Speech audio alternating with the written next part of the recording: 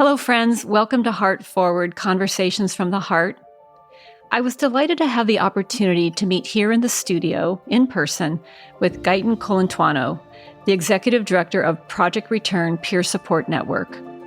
I first met Guyton last October when I traveled to Long Beach to tour Hacienda of Hope, one of 2 peer respite centers in Los Angeles County. I cannot stress enough how impressed I was with what I viewed that day. One of the peer specialists employed at Hacienda, Jessica, took me on a tour of this very homey space with comfy bedrooms, a place to cook food, a lovely outdoor patio. She had been a guest at Hacienda in the past, and she told me that it saved her life. I was intrigued. By definition, a peer respite is a voluntary, short-term, overnight program that provides community-based, non-clinical crisis support to help people find new understanding and new ways to move forward. Operating 24 hours a day in a home-like environment, peer respites are staffed and operated by people with psychiatric histories. After you hear this interview, it will beg the question, why don't we have more of these in Los Angeles County? Good morning, Guyton. It's so good to see you today. Good morning. And it's so good to see you in person. Absolutely. It's nice to be out. I love to have someone from the LA area come and meet me in this new studio space. So thank you for taking time out of your morning to meet with me and be on this podcast. Hey, it's an honor to be here. Awesome. Hey, so Guyton, you and I met, I'm thinking last year, toward the end of the year, I came down to visit the Peer Respite Center in Long Beach that you manage.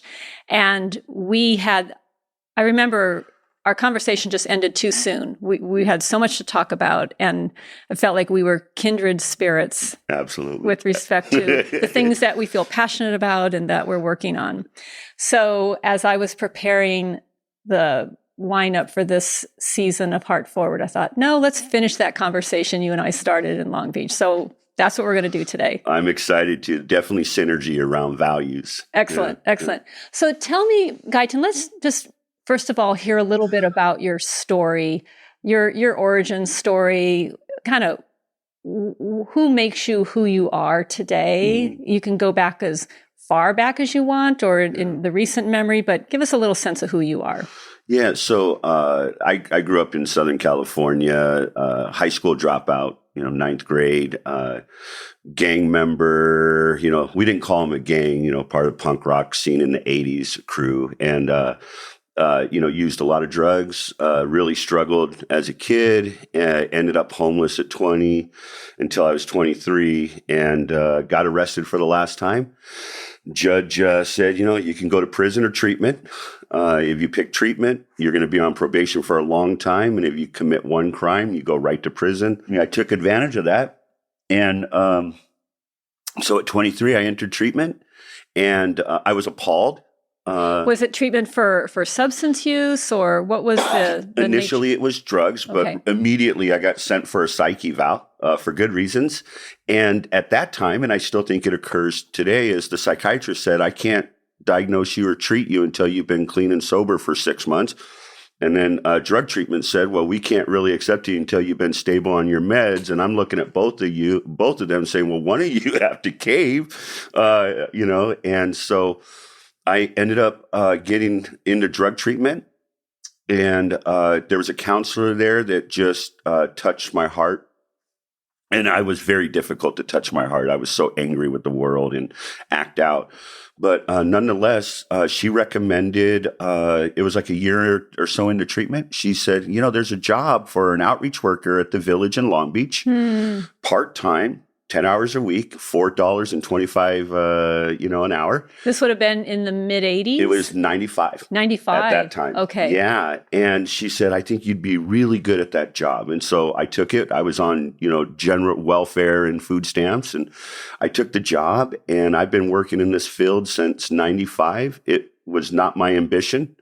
But I fell in love with it, and it was all directly related to the way that Dolores is her name, interacted with me. And when I got a chance to thank her a year later, I had told her how grateful I was for her. And I, told her that I thought I knew what her style was, the skill she was using. And her response was, she called me mijo. Mijo, you just needed someone to love you. And that's been my goalpost ever since. And it's all because of Dolores. I owe my career to Dolores. And I will never be as good as Dolores, but that's what keeps me going. Wow. So it was kind of inserting into your life the opportunity to have a sense of purpose at a time when you were really wondering, what can I do? What can I do with this background and coming out of recovery? And so a job was key.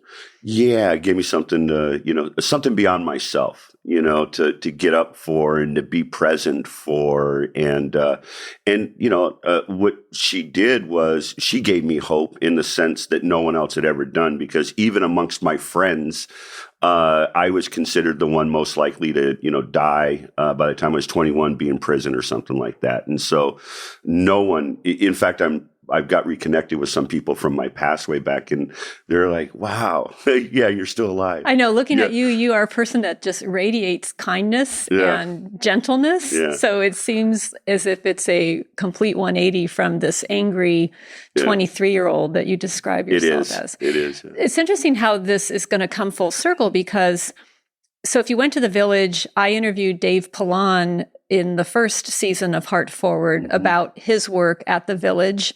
And he was there for many, many years. Mental Health America ran the Village. Yeah. Were you there during the pilot that they were operating in the early 90s? The AB 3337? Yes. I came in 95, so it was not too soon after the pilot ended, and it was prior to AB 34 and then AB 2034, which really expanded our service delivery system in California based on the Village model. So I was there in the early days, just post the pilot. Okay. Yeah. And so at the Village, you were doing outreach into the broader community in Long Beach. Correct. For their homeless program, drop-in center. That's where I started. I started off as an outreach worker, and then within a couple of years, I became the program coordinator of the drop-in center and outreach program. And then I know that at some point you ended up at PATH. Correct. Was that afterwards? Years later. I spent 15 years at MHALA, working in Long Beach and then Lancaster. And then at some point, I came to Project Return, where I am now, and then I left from there and went to Pacific Clinics and PATH, and then came back to Project Return. So in the 25 years, I've worked for 4 agencies. When we were discussing this a few weeks ago to prepare, I thought it was interesting that you had actually worked at the Fernwood PATH shelter behind Home Depot in Hollywood, and I used to volunteer there. So it kind of is crazy to think that our paths might have crossed there and we don't even realize it. I would most likely, absolutely. I was I oversaw the 3 shelters in the PATH system at that point in LA: the Fernwood, the Madison, and then the other one in Hollywood. Yeah, no, I was there. I would visit there all the time. Yeah. That's being transformed into permanent supportive housing on Fernwood. Yeah. So, boy, you do then have a lot of lived experience and also time working with people in the streets, and this has brought you to a very interesting place running Project Return Peer Support. Tell me about Project Return Peer Support Network, its origins, and what it does. Okay. So Project Return is what we call a mental health peer-run agency. Now, there's different definitions of what peer-run is. The industry standard is 51% of your staff have to have that personal lived experience with mental health services, and 50% of the board. I think that's a low bar. We have every position at our agency, you have to have lived experience except for 2, but it's preferred in those 2, and that's bookkeeping and human resources. Come to find out, you just have to know books, really. But all other positions, including myself, I live with bipolar, so in that drug treatment and then getting into mental health, I've been in mental health treatment for forever and a day also. So we're a peer-run agency, and we started in roughly 1979 or 1980. by Richard Van Horn and a couple other people that thought they had the brilliant idea, and I say that almost flippant, but this brilliant idea that, peers could provide support groups for each other. But it was staff run initially, and it just exploded. And then Richard Van Horn, who was absolutely just an amazing soul, an innovator, he came up with this brilliant idea of let's transition this from staff run to completely peer run. At that time, and this is my conversations with Richard about the history, at that time, almost all the members were scared. They said, don't do that to us because the mental health system always leaves us. And Richard decided to push it forward anyway, say, no, this is about you. So Project Return stayed under the umbrella of MHALA up until I've been at Project Return now almost 8 years.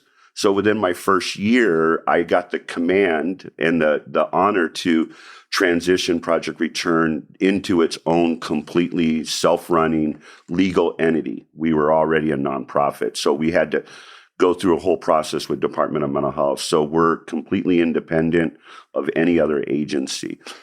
So in a sense, you separated from the mothership, which was Mental Health America, and there was some trepidation about doing that as a completely peer-run and peer-governed organization, or largely peer-governed on your board. Yes, absolutely. Well, and a big part of the fear for me was I had never run a nonprofit until I came to Project Return to run a nonprofit. So I was, I think, beautifully terrified of under my watch. I want us to succeed, but we've really grown. I mean, we offer a multitude and amazing services. And the core of our agency is what we call the peer support groups prior to COVID, because everything's prior, during, and sometime post. I'm not sure we're post-COVID yet. Or pan-COVID. Yeah. So prior to COVID, we had roughly 120 volunteers providing peer support groups throughout all of Los Angeles County,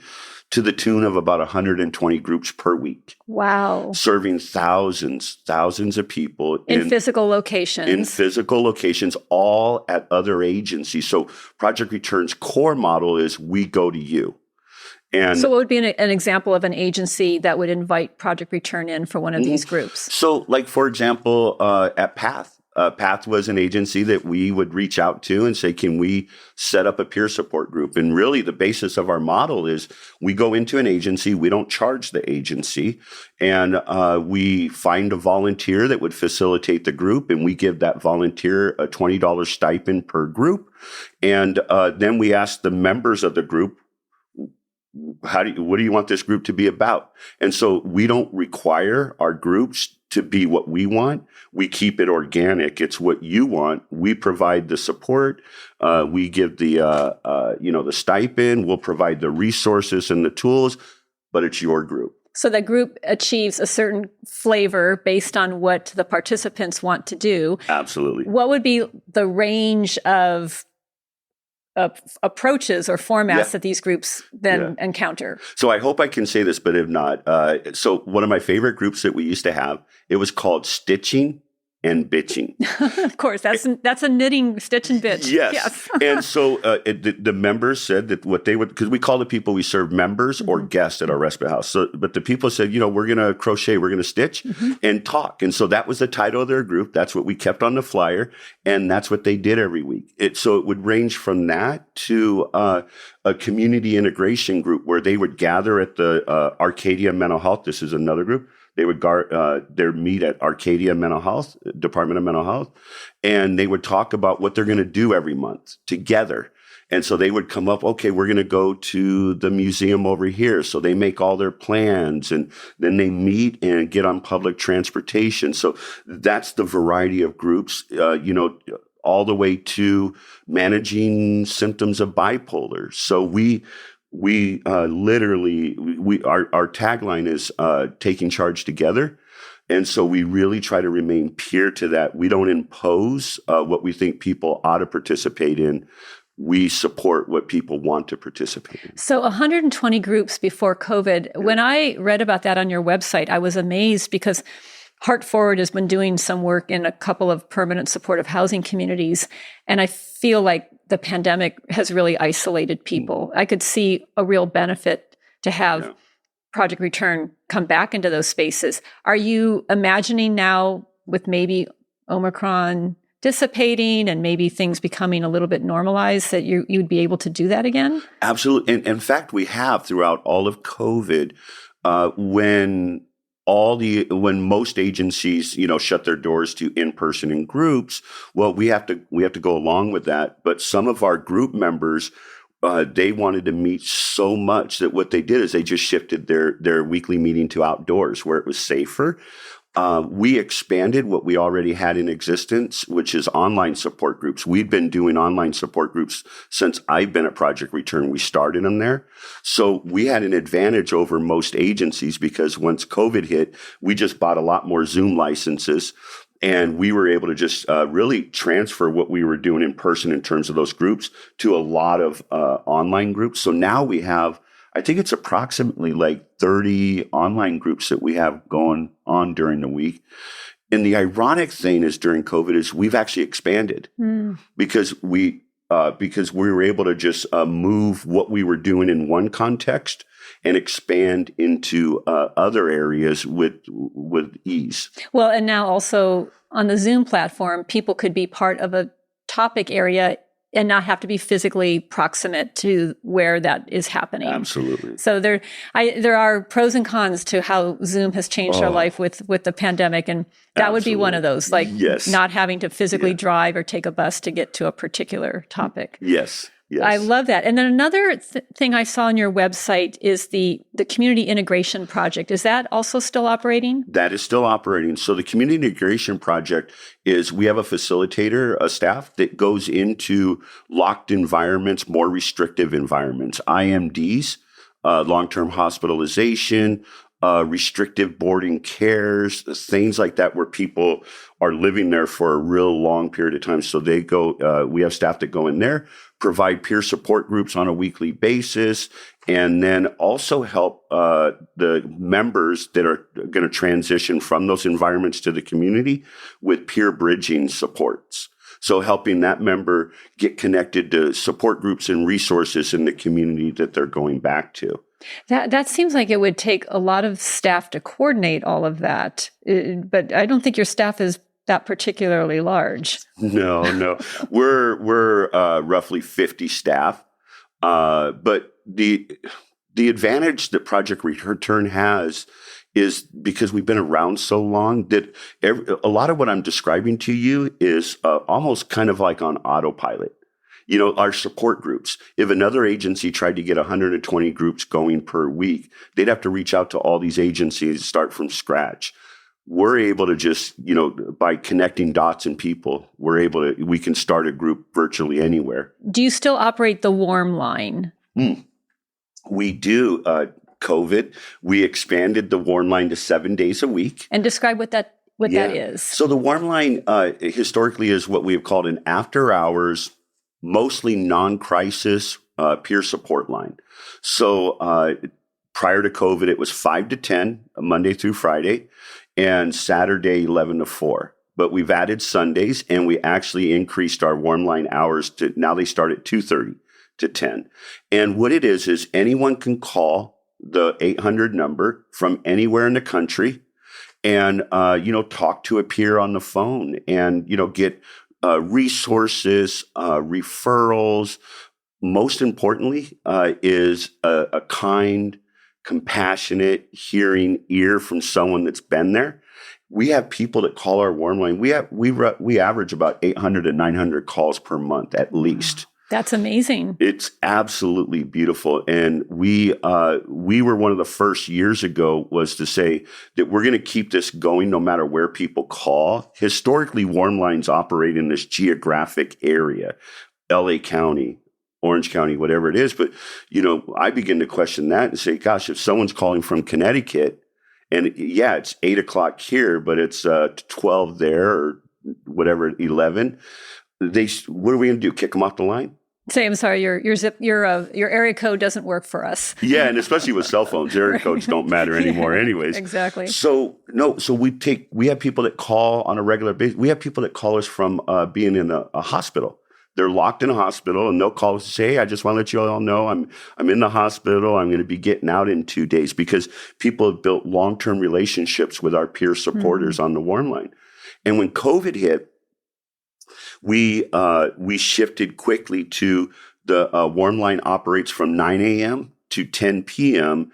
From 9 to 5 initially, what we did is we asked people leave a message, and then we would triage calls out to a variety of staff. And early on in COVID, I was taking calls too. So I would be sitting in my car at 9 o'clock at night talking literally to someone in Connecticut. Wow. Providing just, 15, 20 minutes of, compassionate hearing.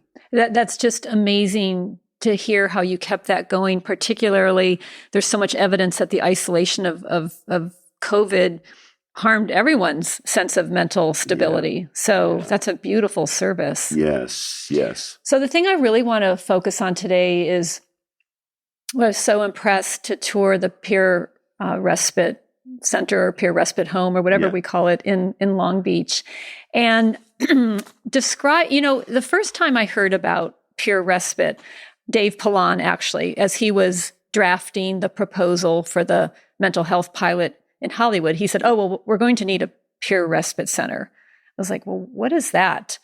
And I never quite fully appreciated it until I came down and toured it with one of your peers that worked there. And she described how it saved her life. So paint a picture as to what peer respite is and what one might experience if they walked in the door. Absolutely. So I like to describe peer respites in general, but specifically ours it's a bed and breakfast for people experiencing psychiatric distress. And what I mean by that is, part of our mental health system problem that I see is we differentiate between those with mental health and those that would not. But if we really look at it through a human lens, what do most people do? When you're burnt out and you need a break, you go to Airbnb, bed and breakfast, hotel. It's like, I'm getting a respite, I'm getting a break.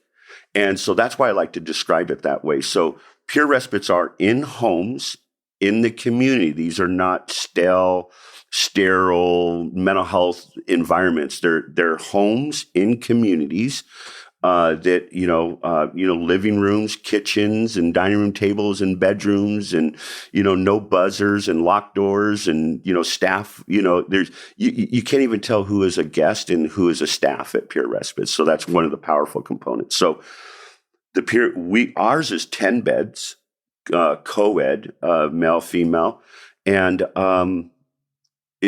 anyone that's experiencing a crisis, they can call us, they can stop by, and we'll meet with them and give them a tour. And the criteria is real simple. You want a respite? We have a bed.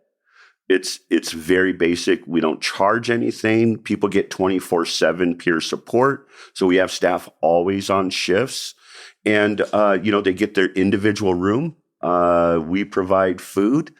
We provide support groups. We don't require our members. Again, we try to remain consistent with what we think is important. We don't require any of the guests to participate in what we think they ought to do. We ask them on a regular basis, what would you like to do? People can stay. It's always less than 28 days. And that's very purposeful with peer respites. They're not meant to be long-term housing. They're meant to be 3 days, 1 week, 2 weeks of people staying to get that break. When we started our peer respite, we first operated it in a very traditional waiting list fashion. Okay, we'll take your name, and when a bed opens up, we'll call you. Well, what we found when we would start returning calls to people to see if they want to come into the respite, they had already been to the hospital in between. They lost their place to live, so now they're unhoused, or all the worst possible circumstances. You have to strike while the iron's hot. Yeah. So what we made a shift in is once we kind of started learning that, we set it up to where when someone wants to come in the peer respite, we invite them to come to the house. We don't have any beds right now, but come to the house, meet with us. Let us give you a tour. Let us show you everything that we do here on a daily basis. And even though we don't have a bed, you can come here every day. So we operate it as almost like a drop-in center peer support with beds attached to it. So what we found by allowing people to just come in and participate in whatever we have, even if it meant they just came, sat at the dining room table and played checkers with someone else, they could do that all day. They did not end up in the hospital. They did not lose their place. They did not, end up in jail so that's really, that was one of our greatest lessons. That also gives the person hope. They're now surrounded by people who have been there in their own life journey, and the opportunity for maybe a bed to open is something they can look forward to, or maybe the crisis will resolve and they won't need that. So give an example or two of maybe someone who was able to take advantage of the peer respite service who otherwise would have ended up homeless or in jail. We see people on the streets who have been evicted, or they've fallen on really, really bad circumstances. Can you give a success story or two? Absolutely. So one thing I want to touch on is because although peer respites have not been, there's not a lot of research, there's not a vast body of research related to it, but the research that has been done has shown that people that show up for a peer respite are 2 to 3 times least likely to go back to the hospital even within that year. So when you think about that, where someone normally would go to the emergency room, get a hold or something like that, just by staying a week or 2 weeks at a peer respite, 2 to 3 times less likely than someone that doesn't have access to a peer respite. So we had one of our guests that, a female struggling in her home life, has a place to live because that's standard for peer respites, and normally would go to, the psychiatric emergency room or something like that in those moments of crisis. Well, someone had told her, hey, there's Hacienda of Hope in Long Beach. You should reach out to them. They helped her get connected with us, and she stayed for, it was roughly a week. And got actually reconnected with people in her personal life. Her words were, this is the first time I've gone to a place where people really got me. And that's the beautiful part of it. It's not just, and we're not providing what people would describe as mental health treatment, meaning medication and therapy. We have no clinicians or anything like that. It's that people walk out of it really knowing that all the staff and everyone that's interacted with them gets them. So you mentioned Hacienda of Hope. That's what it's called. Yeah. And it's on a beautiful, I had no idea this existed, because to get there, you're driving through the port of Long Beach and oil refineries, it feels like. And then you come to this beautiful oasis. Yeah. Tell me about that big property. What is there, and how did you find this space? So how did we find the space is one part of the story. It happened prior to me. So I can't, I don't want to, answer it incorrectly, but I will say this because I have a long history with Villages at Cabrillo. So the Villages at Cabrillo is U.S. vets, and it's started it. It was old housing, veteran housing. And so it's been converted to a whole huge, vibrant social service community.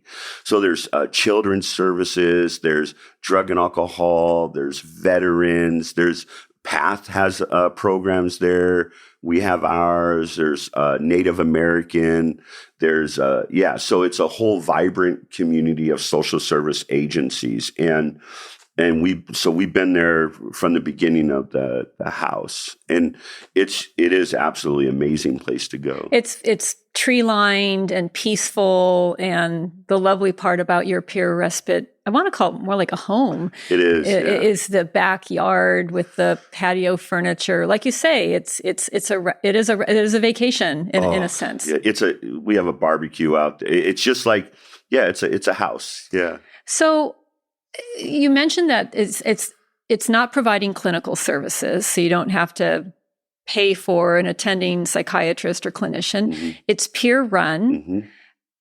It seems then that this is a very economical way to address a crisis, a situation that people will intermittently find themselves in, far less expensive than hospitalizing or ending up at LA County Jail. what is the cost differential there? Yeah, so these are general data that is easily available, but I just want to point out a couple details. One is that 1 in 8 people that visit an emergency room are there for mental health or drugs and alcohol. And those individuals wait 3 times longer than the average person in the waiting room. And the average cost in that scenario is $2,264 per day. Per day. Waiting 3 times longer. So think about how long someone's in a waiting room and then how much it costs, right? And how traumatic that feels. Oh, well, absolutely. I'll touch on that in a moment too. But so our house costs $850,000 a year. And how we measure our costs, and we compare it to these figures right here, is how many people were in a bed and how much did it cost us per day, and you do the division. And so I could give you, we stay with 10 beds, we stay occupied over 70%. That means more than 7 beds almost every night are full. And if I just take 73%, that means each person costs $320 a day per day. Wow. In a 24 as compared to the 2.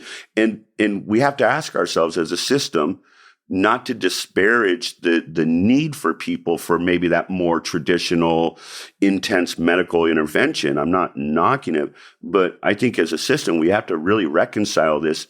If a peer respite costs this, and it's been proven to reduce people even going to the hospital in the future, I'm not sure why we don't have more. Right. What's holding us back? Yes, we'll get to that in a minute. Yeah. And then, do you have the cost per day in county jail, perchance? I haven't compared that cost. Okay. I don't, but I think that'll be also a compelling figure. Yes. But it would be higher. Yes. Yeah. Yeah. So I have sat in the emergency room, not a whole lot in my life, but waiting for a bed, and it's sterile, it's fluorescent, it's noisy. It's stressful. And imagine being there with a mental health crisis and you're saying staying there 3 times longer. Mm-hmm. Describe how that adds to the trauma of the experience. Yeah. So there's this underappreciated re-traumatization that can occur for anyone that's being put on a hold or in that sterile environment. And again, I want to try to be clear as possible. It's not that those services aren't needed, but we underappreciate and miss a bigger part of the conversation many times, which is those environments are and can be re-traumatizing in a way that peer respites aren't. Mm-hmm. So when you end up in those points where you're getting put a hold or being evaluated, which you're having handcuffs placed on you, handcuffs strapped to a gurney. It's what we have found is that many of the staff, many people, they discount everything that you're sharing, feeling, experiencing, and they put it all into this mentalism, this mental health lens that whatever you're saying or experiencing, it's symptoms. And that is very disparaging for people. It's re-traumatizing. You're taking my voice away again. You don't believe me again. Maybe I have a valid reason to be really upset. And you're just saying, hey, take these meds. And so there's a real dehumanization that occurs within that sterile environment. And I have a story for you. There's a prime example. I have a colleague of mine that he's a peer supporter. Written a couple books, toured the world doing his thing, this beautiful peer support stuff. Ended up in the hospital, was telling them in the hospital, I'm an author, I've written a couple books, delusions of grandeur. Oh my goodness. Things like that. And now that's common, right? Because, when you look at it through the medical model lens, that's what you see. That's your framework. When he got out of the hospital, he came back with his book. And the visual is this, put it on the desk and said, all you had to do was Google. And you would have found out that I was speaking truth. Yeah. Yes. And see, and that's part of that re-traumatization is for many of us that live with mental health, families, loved ones, close ones have, pushed us to the side. whatever we're experiencing, they see it through that lens. And so it's always this medical orientation. Are you on your meds? Or maybe you need an adjustment. It's like, well, maybe I'm just happy, or, you know what, maybe I'm just super creative or, or excited. And, and so, yeah, I mean, it continues to take away someone's voice. And what a peer respite does in opposite is you're welcome here as you are. You can relax in your room. You can make some eggs and toast. You can, we're gonna all go walk down here to the garden. Would you like to come? Sure. Oh, you want to stay? Fine. We have the backyard. It's just such a different orientation. And the struggle I have with all this is our system has become much more aware of this trauma-informed care. People get trained on it, but then miss the major components of how can we redesign all of our agencies to be more trauma-informed, not just be trained on trauma-informed. So, the mission of Heartforward is something to the effect of imagine if the American mental health system could be transformed by radical hospitality. Yeah. And radical hospitality, and I'm continuing to play with this definition, is we see you, we hear you, you are welcome here, your voice matters. And that's what you just said. If you don't want to go to a group, if you don't want to take a walk, if you would rather just read a magazine in your room, it's okay. Yeah. It's so simple, and yet we miss the point. So it begs the question, Guyton, and this blew me away when I came to visit you. I said, well, there must be a peer respite center, around the corner, everywhere. Where's the one in Hollywood? How come I had to come all the way to Long Beach to visit the peer? Okay. So there's 2 in all of Los Angeles County, the largest county in America. Correct. And there's 5 in California.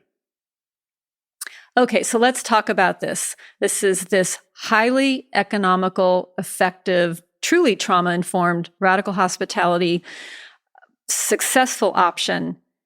And what is holding us back from having more of these? Yeah. So, boy, we can go in all kinds of directions with this. Well, so how are you funded? Who funds you? We are funded for our peer respite through LA County Department of Mental Health. Okay. The first 3 years, us and Share, it was called innovation. So meaning that we're trying something as a system. So that probably came out of the Mental Health Services Act innovations bucket. Correct. And we were so successful, both peer respites, LA County funded it indefinitely. It was studied. It was research. UC San Diego, Department of Mental Health. I mean, we have huge reports on the efficacy of it. And again, other peer respites have pretty much similar outcomes. So part of it is I don't know how to answer in terms of why are we not using more of those dollars to put peer respite, even a 3 or 4 bedroom peer respite in every service area. Think about if 4 people every night were in a peer respite and multiply that by 8 service areas here in LA County, well, that's how many people are most likely not going to go to the emergency room or psychiatric hospital in that year. Huge cost saving. Here's the appalling part I find is different legislators and powers that be are trying to increase the ability to hospitalize people on holds by expanding the definition of gravely disabled. And yet, the California auditor did a whole study on LPS holds. Which is Lanterman Petra Short. That's correct, 5150. Governs the conservatorship. Yeah, and what I wanted to say, and they actually reference LA County in here. For example, almost 7,400 people in Los Angeles County experienced 5 or more short-term involuntary holds, right? But only 9% were enrolled in the most intensive services. So we want to expand the ability to put people in a hold against their will when we so that's where we want it, that's where the system wants, and it's expensive. Those programs are expensive, rather than take a real honest look at the system and say, well, what would it look like if we did have peer respites in many peer respites in every county? It does show that it reduced costs, and peer respites aren't trying to compete with the traditional system. Again, There's times when someone gets a hold and it's valid, but what we're trying to do is complement. So in the previous season for Heartforward, I interviewed a gentleman by the name of Alex Briscoe, who used to be the head of the Alameda County Health Department. And he made the case that counties could dedicate more of their general fund revenue to these types of mental health services. And they've elected not to because they are relying on Medicaid reimbursements or what we would call realignment funds, block grants from the state. But it could be a political choice to actually invest county general fund tax dollars into, let's just ask for one peer respite in each supervisorial district to start. Absolutely. And that would be fine. That'd be fine. And then build on it from there. The other thing that is interesting about this model is that we're hearing that LA County right now is having a hard time maintaining and attracting clinical staff. There's a shortage of clinicians and psychiatric social workers, et cetera, et cetera.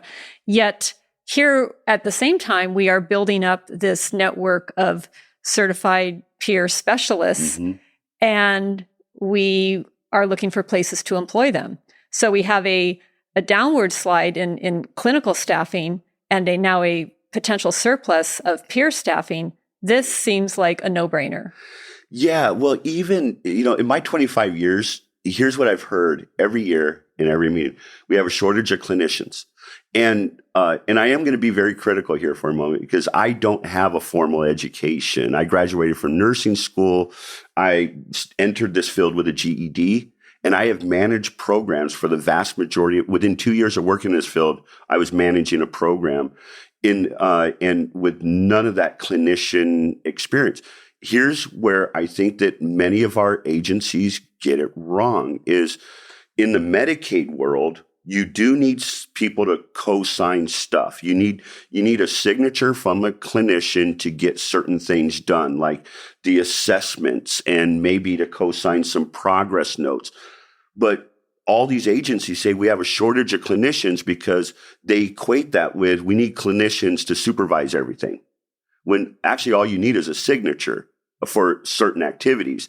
And as Betty Dahlquist, who used to be the executive director at CASRA, said, she's a social worker, she would say we should be hiring clinicians to operate at the top of their scope. But we don't have a shortage of clinicians. It's the perception that we need more clinicians. And we get asked this with peer respites is, well, what do you do in a crisis, right? Well, we almost never have crisis. That's amazing. Because of the way the radical hospitality is absorbing people into a caring and loving environment. Why would people want to threaten us or act out at us when we're giving them love? But as a client, someone that has gone into many agencies for services myself, I'm infuriated. Because I'm an executive director and I go to a mental health agency for a psychiatrist and they're all like, okay, how are your medication? I'm like, fine. You need to take more. And I'm like, I'm married. I've got 2 kids. I own a house. I'm a person here. And that's the thing that, that's part of this whole, there's a whole lot of things we do in mental health that just don't make any sense. And that's one of them. We need more clinicians. Why?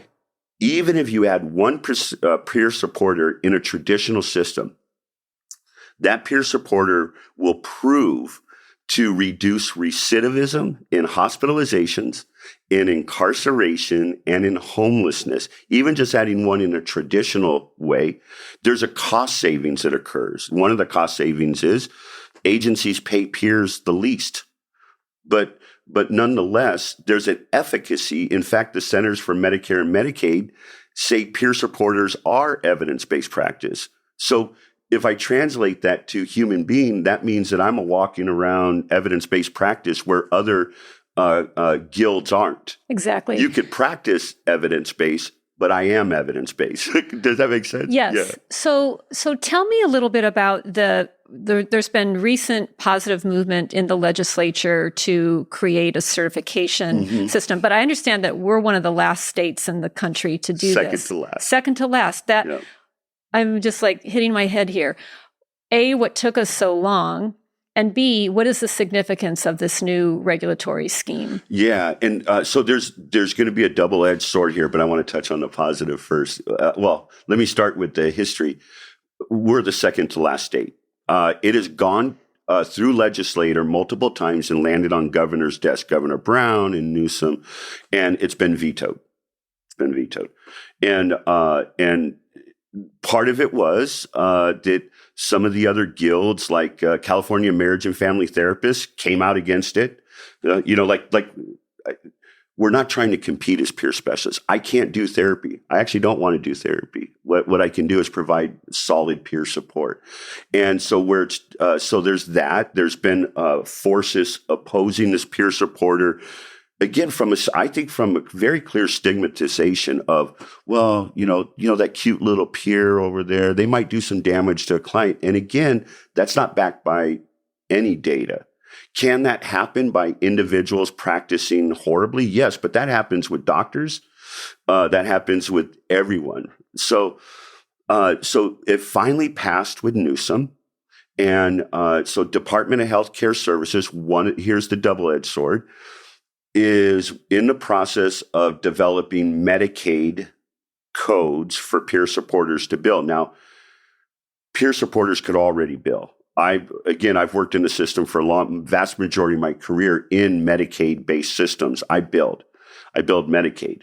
You don't have to be licensed to write a progress note and get reimbursed for your service. So we always could bill.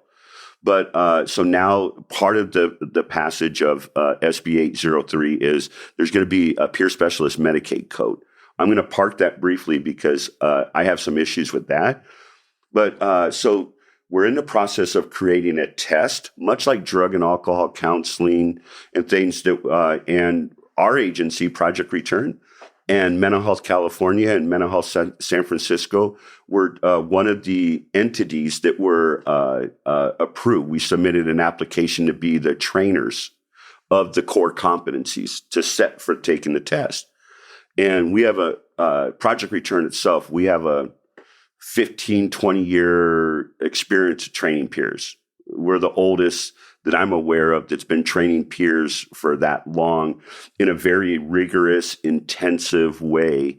And so we're going to be running our program like a college program, And people will get this certification. They'll emerge to be able to set for the test. Mm-hmm. And so, we're calling our program, our shared program, CAPS, California Association of Peer Supporters Academy. And we're going to be bringing on a combined total of roughly 30 staff. Wow. So, and this will be paid for by the state. This is paid for by Cal Mesa. Okay. Yeah. California Mental Health Services Act. Correct. Yes. Yeah. So this then portends the fact that there's going to be this emerging workforce. Mm-hmm. Mm-hmm. And now we need to find jobs for them. Yes. What is your vision of where that could go? Yeah. So this is mildly unpopular in some realms and very popular in others. My full dream for mental health peers in California and abroad would be this ultimate integration. Just, that every agency, when they recruit staff, they would put preferred. That when in doubt and you have two equal people, you would hire the person that has lived experience with the population that you're providing services to. I just think that for me, that's ideal, but probably not realistic that we would reach there. But allegedly, there will be a mass explosion of people hiring peers because now they can bill Medicaid. As I said, we already could. But agencies, more traditional agencies, just the stigma. Yeah. I have a friend or colleague. He's one of these people who also lives with bipolar and had an apartment, had a job in 2020, went through a crisis. Looking back, I have said to him, wow, if you could have gone into peer respite, you would not have lost your apartment, which he did, would not have lost your car. He ended up hospitalized and he ended up at Twin Towers. So by Christmas, he was in LA County Jail. It was just a downward slide that was so hard to observe. I felt pretty helpless, but I think, wow, he would have been a candidate for peer respite, and maybe all of that could have been avoided.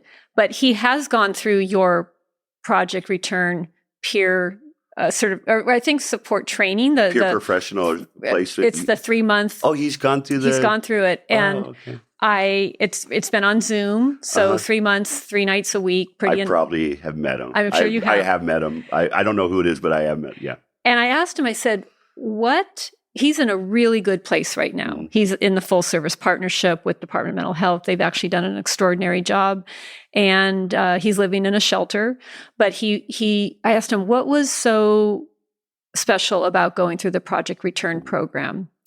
And he said, Carrie, first and foremost, the fact that I could talk to so many other people who had gone through what I had gone through. I didn't feel alone anymore. Yeah. I didn't feel isolated. I felt like there was hope because I could see how their lives have evolved. Yeah. And he said, that first and foremost was so important. And part of also the certification, or I guess it's not a certification. What would you call it? That he went through. It's well, we have it's a certificate. He did say he got a certificate. Yeah. So it's a sense of accomplishment. Yeah. But the program also requires community service, getting out in internships, volunteering. So kind of getting out of being focused only on your own issues. Yeah. So he just has wonderful things to say, and he has a sense of hope for his future, which is so powerful. Absolutely. Well, again, going back to kind of these fundamental questions, right, is generally speaking, I walk into a therapist's office or psychiatrist because I still participate in my own care, and there's nothing personal. When I'm talking with people, they know it in their head. They're they've treated people like this before, but when we're interacting with peers, people with similar lived experience, you don't even have to say much. So if an individual is like, oh my gosh, I ended up homeless and, I lost this. When I go, like they know when that I know because I've been in that similar situation before. It's very different. And there's inherent hope that happens when, if you and I are talking, and gosh, this is what I'm going through. And I'm like, oh yeah, I've been through something similar. There's immediate potential for hope in that because I haven't even shared a lot, but I have disclosed that, we've got this something that's similar. And then in theory and practicality is, let's say that I'm 2 years ahead of that, where you're sitting, I'm 2 years. There's hope with that. Oh, so you've been through it and you're there. Look where you are. Yeah. You're employed. Yeah. You're married. Yeah. You have a kid. And that's very different than a sterile environment where they're all like, okay, well, let's, tweak your meds and, have you been practicing your coping skills? That's a very, and again, not knocking the validity behind those interventions. I just don't understand why we need to increase more restrictive environments when we have evidence behind more home-like environments, radical hospitality. Or what I would also call housing that heals, which is another hashtag that we're promoting in our little coalition. So I'm going to make it my goal to make sure everyone who has any ability in LA County and LA City and this regional local government to hear this podcast, because to me, it feels like with an investment of $5 million, we could have 5 more peer respites in LA County. That's chump change. Yes. That's chump change. Yeah. Well, and what I tell people is with as full as we stay, and again, it's very unusual to have a peer respite of our size. The cost associated with our peer respite is directly related to the numbers of staff to, be in a 10-bed house. Average home in LA County take like 4 beds, right? 3-4 beds. You don't need as many staff, so the cost it would cost much less. But we're so full that I have every bit of confidence that if we actually were able to start up peer respites our own in every service area, they'd stay full. And also, I think you told me you are accepting some people from other counties because every county in California does not have peer respite. Correct. Right. And It's that funky thing about the system, and is that let's say someone is in a very transient nature. Well, they're in LA County, so LA County is their home right now. Who are we to say, well, no, how long have you lived there? I mean, those are those kind of criteria and barriers that just have never made sense. Whenever I've ran programs, my perception and belief and practice was this: you screen people in, you don't screen them out. And it's that radical hospitality. It's like, I hear you. Well, you've only been in LA County for 2 days? Not long enough. So when you go back out and interact with the next staff, tell them 30 days. I mean, that's... Yeah, it's just going to work against that person. Is going to end up impacting and pinging into the system in ways that we don't want to have happen. Yeah. So before we kind of bring this to a close, is there anything I didn't ask you about this that you feel would be important for people to understand about the peer movement? A couple things. One thing I also wanted to make sure to put a plug in here for the other multitude of services we provide. So we do online support groups, the Warm Line, in-person support groups. We have 2 Spanish-speaking programs in Huntington Park, El Centrito de Apoyo and Un Paso Más. We also have our nationally recognized training program. We have the community integration program, and we talked about the respite and so on. So I think some of the issues, the misconceptions, and the problems is, one, with the Medicaid stuff that's coming down the pipeline. My fear is that if agencies are required, like ours, to transfer all of our funding that we have, which is non-Medicaid, like you were talking, block grants and things like that, general funds, if they transition that to requiring all of us to bill Medi-Cal as a replacement, it'll destroy all of us. And the reason is if they use the current application of Medicaid. So, for example, here's the difference. Medicaid requires enrollment, single fixed point of responsibility. 2 mental health agencies billing Medi-Cal cannot serve the same client. Oh, my goodness. At the same time. So, like, for example, the Village, as we talked about, and you mentioned another mental health agency. If I'm a client at the Village, I cannot be served by Department of Mental Health or Telecare in a full service partnership. So you have to be in that program. You can be transferred, but you can't access different services. And peer support services historically have been a complement to that. Many of our clients are members. They're FSP members. They're members of other agencies. They're coming from multiple places in the county. Yeah. And so if we have to go that direction, then you have to have heads of service. You have to have all those clinicians. Remember, we need more clinicians. We have to have clinicians. Are they going to be peers? Now, at my agency, I would demand it. You have to be a peer with a license. But then, you're talking about, watering down what we do there. And making it more expensive. Yeah. So there's single fixed point of responsibilities issues. There's the heads of service and the clinicians and even to get Medi-Cal certified at an agency, there's some archaic stuff. Like we have kitchens, you walk in the kitchen and there's knives in a drawer. Somehow you can't have that. There's certain things like that, like, you can't go to a restaurant with a knife either now. So I'm sarcastic when I say that because I'm just constantly. Yeah, we want you to be able to be here and be like you're at home and cook your dinner. Yes. But make sure you don't plan anything that involves cutting. Yeah. Wow. Yeah. And then, the other thing that I wish that we could get much better at, because we have on one hand intellectually become more informed.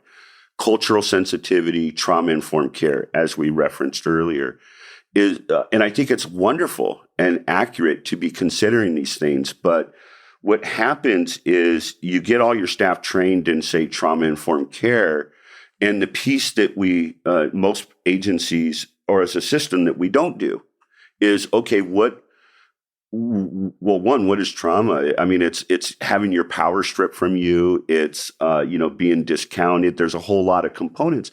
And there's a clear pathway through that in agency designs. Like, for example, Going through security guards is re-traumatizing for people. Being told to sit down and shut up and don't talk loud and having glass and all these barriers are re-traumatized. They're not trauma-informed practices. And I wish that we could get to that as a system, that next level, using the values that you're describing and say, what if every agency used that? We hear you. We hear you. We see you. We see you. You are safe here. Your voice matters. Yes. Mm-hmm. What if we use just those 5 things and said, okay, does this fall in, does that show people you hear them? Okay. Does that show people you see them? Does that, we feel you, you are a person. Yeah. You're a person who wrote the book, and I hear you. You're an author. Oh my gosh, look, you have written a book. Yeah. Wow. Tell me more about that book. Absolutely. Start to create like a bond and a relationship. It's so simple. Yeah. And our system precludes human kindness in so many ways. Well, absolutely. And I think that's the other big piece is, every staff goes through skill-based trainings. We all do. Even our peer professional training, in theory, is skill-based. But I think if you asked the person did you get a lot of skills? They probably got more heart than skills. But it's that combination, right? We provide the skills, but everything through the lens of the heart. And what you're describing, what I'm describing is this is, when did we stop focusing on the heart first? That's why my nonprofit is called Heartforward. Yes. Lean with your heart. Let the heart lead. Actually, there's such a worry that we're going to make a mistake if we lead with the heart. Yeah. But that's how we all would want to be treated. That was a transformation in my career. Because I had no formal education, I wanted everyone to see me as incredibly skilled and competent. And I reached a point in my career, and it really brought me back to Dolores. I said, skills and competency is important. But what do I want people to say about me behind my back is he may have got that wrong, but he cares. Yeah. He did it from an authentic place. So, Guyton, as we bring this time to a close, and it's just been such a great conversation with you, the work you do is hard. I mean, you're advocating, you're pushing a rock up a hill, and your rock is getting far up. It hasn't rolled back down over you. So good for you. Who inspires you? On whom do you rely for inspiration and just your own encouragement? Yeah. So another way to frame that, when people say, if you can have dinner with anyone, who would it be? Well, there's always 2 people that come to mind, and they both speak to my evolution. Malcolm X represents like my early punk rock, in your face, kind of thing. And it's Martin Luther King. And my style now is more like an homage with Martin Luther King of what could I do to try to bring us together and to find those unusual allies in this quest. And so I truly believe that when I combine those 2, there's a time for righteous anger. Absolutely. And there's also a time for hearing, which again is for me different than listening. I've been wrestling with this, and it is, I really work to hear, because I feel like, we're stronger together than we are divided. And I need those unusual allies as much as they need me when we can find that common link, when we can really practice this with everyone. Can I really try to hear you? And so I would say those 2 people to this day are still, for me, they're and Dolores. And Dolores. Yeah. We always bring it back to Dolores. Always Dolores. Well, I hope that this podcast, because the audience really are largely lay people who are just trying to make sense of why our system functions as it does and what can they do to find a voice to weigh in. I hope that we can help develop some of those unusual allies for your work. And count me in as one of those. Oh, well, that the first moment we met, we're friends forever. We're friends forever. We're BFFs. BFFs, yeah. Guyton, have a wonderful rest of the day. It was just a pleasure to see you today. It's been an honor. Thank you so much, Carrie. What I've been learning from Guyton is the importance of including people with lived experience in the ecosystems that serve people living with a mental illness. I think he made a good case about the need, when appropriate, to shift the service paradigm away from clinical interventions to peer relationships that can, in so many cases, provide greater support and personalized attention to the needs of the person. I think we also made the case in this interview that for every additional peer respite bed provided in LA County, we can do 3 things. 1, save money, because hospitalization, homelessness, and jail is far more expensive. 2, reduce trauma to the person experiencing a crisis. And 3, provide meaningful employment for people with lived experience. For anyone running for county supervisor, mayor, city council, I encourage you to ask the question, what is the obstacle to standing up at least one new peer respite home in each of the 5 supervisorial districts? I'll provide a link to several resources mentioned in the episode notes. Next week, I am pleased to bring you an overseas interview with Professor John Foote, who wrote the seminal book, Franco Basaglia, The Man Who Closed the Asylums.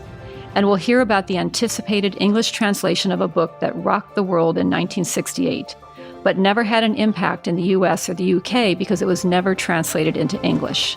That will soon change. Come back and hear more. Thank you to Verdugo Sound for their technical support they offer to bring this podcast to all of you. See you next time.